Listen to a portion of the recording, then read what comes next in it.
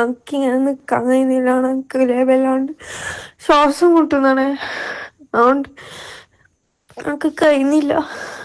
ആരും എൻ്റെ പുറം നിൽക്കൂലാണ്. എനിക്കിങ്ങനെ കുറ്റം മാത്രം കേട്ടിട്ട് നിക്കാൻ കഴിയുന്നില്ല. ഓൻ ചെയ്താലും അതിന് കുറ്റം ഞാൻ സംശയവും ഓൻ ചെയ്യുന്നതിനൊന്നുമില്ല. എനിക്ക് തീരെ ഇഷ്ടമില്ല ചെയ്യാൻ. എനിക്ക് ഇനിയും നിക്കണം. ഞാൻ മരിച്ചു എൻ്റെ ഉപ്പ കരയൂല കൊറേ. ഓനിക്ക് സന്തോഷായിരിക്കും, പക്ഷെ എൻ്റെ ഉപ്പയും കരയൂല. ഞാൻ പോയിക്കാനാ നീ എൻ്റെ ഉപ്പാനത്തെല്ലാം പറഞ്ഞു കൊടുക്കണാണ്. ഓനങ്ങനെ നല്ലോനായിട്ട് ജീവിക്കണ്ടാണ്. അതൊക്കെ പൊറുക്കാൻ കഴിയില്ലാണ്. ഓനങ്ങനെ സുഖിക്കണ്ടാണ്. അന്നെ ഇല്ലാണ്ടാക്കിയിട്ടും സുഖിക്കണ്ടാണ്. ഓരോന്ന് പറഞ്ഞ് പേടിപ്പിച്ചിട്ടും ചീത്ത വിളിച്ചിട്ടും ഇങ്ങനെ നിൽക്കാനൊക്കെ കഴിയുന്നില്ല. നീ എന്തായാലും ചെയ്ത് തരണം ഉപ്പാനോട്. ഉപ്പയും എന്നെ പഠിക്ക് വിചാരിക്കുമ്പോ ഓനെന്തായാലും ഓൻ എന്നെ പറ്റി കുറ്റം പറഞ്ഞു ഉപ്പാൻ്റെ ഉമ്മാൻ്റെയും മനസ്സിൽ വരെ എന്നെ പഠിക്കാക്കും. നീ അങ്ങനെ ചെയ്യാൻ വിടലാണ്. എനിക്ക് എന്നോടാ പറയാൻ കഴിയും. നീ എന്തായാലും പണിയെടുത്ത് പറഞ്ഞു കൊടുക്കണം. എൻ്റെ റൂമിൽ ആച്ചിൻ്റെ ഡ്രസ്സ് വെക്കുന്നതിൻ്റെ താഴെ കല്യാണത്തിൻ്റെ ലഹങ്ക വെച്ചതിൻ്റെ ഉള്ളോട്ടായിട്ടൊരു റെഡ് കവറുണ്ട്.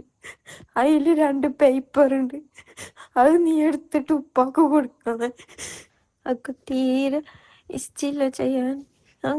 പ്രിയപ്പെട്ടവരെ, ഒരുപാട് കാലം ജീവിക്കണമെന്ന് ആഗ്രഹിച്ച പൊന്നുമോളാണിത്. ഇതൊരിക്കലും ആത്മഹത്യയല്ല, ഇതൊരു കൊലപാതകമാണ്. അവൻ ചെയ്യിപ്പിച്ചതാണ് ആ മോളെ കൊണ്ട്. ഈ ഒരു വോയിസ് നിങ്ങൾ കേട്ടുകൊണ്ടേയിരിക്കണം. നമ്മുടെ മനസ്സിൽ നിന്ന് ഈ മോള് മായാൻ പാടില്ല. അവന് തക്കതായ ശിക്ഷ കിട്ടും വരെ ഈ ഒരു വോയിസ് നമ്മളിങ്ങനെ കേട്ടുകൊണ്ടേയിരിക്കണം. നമ്മുടെ മനസ്സിങ്ങനെ കത്തണം. അസ്സലാമു അലൈക്കും പ്രിയപ്പെട്ട മോമിനികളെ.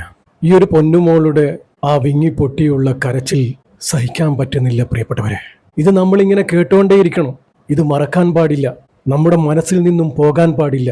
ഒരുപാട് ഇതുപോലുള്ള സംഭവങ്ങൾ നടന്നിട്ടുണ്ട്, അതൊക്കെ തേഞ്ഞു മാഞ്ഞു പോയിട്ടുമുണ്ട്. അതുകൊണ്ട് തന്നെയാണ് ഇതുപോലുള്ള സംഭവങ്ങൾ ആവർത്തിച്ചുകൊണ്ടിരിക്കുന്നത്. ഇത്രയും വലിയൊരു സംഭവം നടന്നിട്ട് ഒരു ചർച്ചയുമില്ല, ഒരു വാർത്തയുമില്ല. ഈ ഒരു സംഭവം നമ്മളാണ് ആദ്യമായിട്ട് സോഷ്യൽ മീഡിയയിൽ എത്തിക്കുന്നത്. അതിനുശേഷം ഇന്നലെ മുതലാണ് ഇത് പല ന്യൂസ് ചാനലുകളിലും വരാൻ തുടങ്ങിയത്. ആ പൊന്നുമോളുടെ വിങ്ങിപ്പൊട്ടിയുള്ള ആ വാക്കുകൾ നമ്മുടെയൊക്കെ ഉറക്കം കെടുത്തുകയാണ്. ഇതെങ്ങനെ സഹിക്കാൻ പറ്റും? ഇതൊരു ആത്മഹത്യയല്ല, ഇതൊരു കൊലപാതകം തന്നെയാണ്. അവൻ ചെയ്യിപ്പിച്ചതാ ആ പൊന്നുമോളെ കൊണ്ട്. പ്രിയപ്പെട്ടവരെ, ആത്മഹത്യ എന്ന് പറയുന്നത് പാപമാണ്, കടുത്ത ഹറാമും കൂടിയാണ്. അത് ചെയ്തവർക്കും അതിനെ പ്രേരിപ്പിക്കുന്നവർക്കും പടച്ചറബിൽ നിന്നുള്ള ശിക്ഷ അതികഠിനമായിരിക്കും. പക്ഷെ നമ്മുടെ പടച്ചറബ് കാരുണ്യവാനാണ്, പുറത്തു തരട്ടെ. പടച്ചറബേ, ഫാത്തിമത്ത് റിസ എന്ന ആ പൊന്നുമോൾക്ക് നീ പുറത്തു കൊടുക്കണേ റബ്ബേ. തെറ്റുപറ്റിപ്പോയതാണ് റബ്ബേ. ആ പൊന്നുമോൾക്ക് നീ മഹഫിറത്തും മർഹമത്തും കൊടുത്ത് നീ അനുഗ്രഹിക്കണേ റബ്ബേ.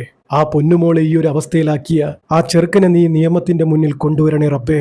പ്രിയപ്പെട്ടവരെ, നിങ്ങൾക്കൊക്കെ അറിയാവുന്നതാണ്, കഴിഞ്ഞ ദിവസം കണ്ണൂർ വളപട്ടണം പൊയ്ത്തുംകടവ് സ്വദേശിനിയായ ഫാത്തിമത്ത് റിസ എന്ന ഒരു 20 വയസ്സുകാരി മരണപ്പെട്ടു. ആ ഒരു മരണവാർത്ത ഞാൻ നിങ്ങളുടെയൊക്കെ മുന്നിൽ എത്തിച്ചിട്ടുണ്ട്. നിങ്ങളൊക്കെ അവർക്ക് വേണ്ടി ദുആ ചെയ്തിട്ടുമുണ്ട്. ആ പൊന്നുമോളുടെ മരണമാണ് ആ നാടിനെ ആകെ പൊട്ടിക്കരയിപ്പിച്ചത്. വിവാഹം കഴിഞ്ഞ് 7 മാസമേ ആയുള്ളൂ. ജീവനൊടുക്കിയതാ ബെഡ്റൂമിൽ വെച്ച്. വിവാഹം കഴിഞ്ഞ് 1 മാസം ആകുമ്പോഴത്തേക്ക് തുടങ്ങിയിരുന്നു ചവിട്ടും കുത്തും തൊഴിയും. ആ ഒരു 20 വയസ്സുകാരി ഇത്ര നാളും പീഡനങ്ങൾ അനുഭവിക്കുകയായിരുന്നു. ഇതൊന്നും ആ വീട്ടുകാരറിയില്ല, ആ പൊന്നുമോൾ അറിയിച്ചില്ല. രോഗിയായ ഉപ്പയായിരുന്നു. എൻ്റെ ഉപ്പ ഇത് കേട്ടാൽ തളർന്നു പോകും, അതുകൊണ്ട് ആരോടും പറഞ്ഞില്ല. ഈ ഒരു വാർത്ത ഇന്നലെ മുതൽ നിങ്ങൾക്കൊക്കെ അറിയാവുന്നതാണ്. പക്ഷേ നമ്മളെ ഏറെ വേദനിപ്പിച്ചത് ആ പൊന്നുമോള് മരിക്കുന്നതിന് മുമ്പ് സുഹൃത്തിനയച്ച വാട്സപ്പ് സന്ദേശമാണ്. ആ വിങ്ങിപ്പൊട്ടിയുള്ള ആ വാക്ക് നമ്മുടെയൊക്കെ ഹൃദയത്തിലാണ് കൊണ്ടത്. എനിക്ക് മരിക്കാൻ മനസ്സില്ല എന്നും ഇതല്ലാതെ പിന്നെ ഞാനെന്ത് ചെയ്യാനാ എന്നും പറഞ്ഞുള്ള ആ പൊന്നുമോളുടെ വാക്ക് നമുക്കൊന്നും ഒരിക്കലും സഹിക്കാൻ പറ്റില്ല പ്രിയപ്പെട്ടവരെ. ഇനിയൊരു മോൾക്കും ഇതുപോലൊരവസ്ഥ വരാതിരിക്കട്ടെ. 3-4 മാസം കൊടും പീഡനമാണ് ആ പൊന്നുമോൾ അനുഭവിച്ചത്. ഭർത്താവിൻ്റെ വീട്ടിൽ നിന്നും കുറച്ച് മാസങ്ങൾക്ക് മുന്നേ ജീവനൊടുക്കാൻ ശ്രമിച്ചിരുന്നു. പക്ഷേ ആ വിവരം ഭർത്തൃ വീട്ടുകാർ ആരെയും അറിയിക്കാൻ സമ്മതിച്ചില്ല. ഇവളുടെ ഭർത്താവായ ഈ ഒരു ചെറുക്കൻ ദുബായിലായിരുന്നു. മാസങ്ങൾക്ക് മുമ്പ് ഒരു വിസിറ്റിംഗ് വിസയിൽ അവളെ അവിടെ എത്തിച്ചു. അവിടുന്നാണ് പ്രതീക്ഷിക്കാത്ത പീഡനം ഈ കുട്ടി ഏറ്റുവാങ്ങിയത്. ഇവനും ഇവൻ്റെ കൂട്ടുകാരും മയക്കുമരുന്ന് ഉപയോഗിക്കുന്നത് കണ്ട് അതിനെ ചോദ്യം ചെയ്തതായിരുന്നു വലിയൊരു പീഡനത്തിന് ഈ കുട്ടി ഇരയായത്. കൂട്ടുകാരുടെ മുന്നിൽ പിച്ചി ചീന്തുകയായിരുന്നു.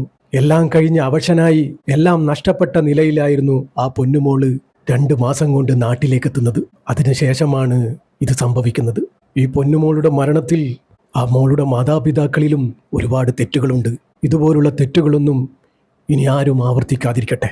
മക്കളുടെ മുഖം നോക്കി മനസ്സിലാക്കണം അവരുടെ വിഷമങ്ങളും പ്രയാസങ്ങളും. ഇത്രയേറെ വിഷമങ്ങളും പ്രയാസങ്ങളും ഉണ്ടായിട്ടും ആ മാതാപിതാക്കൾക്ക് മനസ്സിലായില്ല. എനിക്കിതിനെക്കുറിച്ച് ഇനി കൂടുതലായിട്ടൊന്നും പറയാനില്ല. ഒരുപാട് സംഭവങ്ങൾ ഞാൻ പറഞ്ഞിട്ടുണ്ടായിരുന്നു. എന്തൊരു വേദനപ്പെടുത്തുന്ന വാർത്തയായിരുന്നു. പടച്ച റബ്ബേ, ഫാത്തിമത്ത് റിസ എന്ന ആ പൊന്നുമോൾക്ക് നീ പുറത്തു കൊടുക്കണേ റബ്ബേ.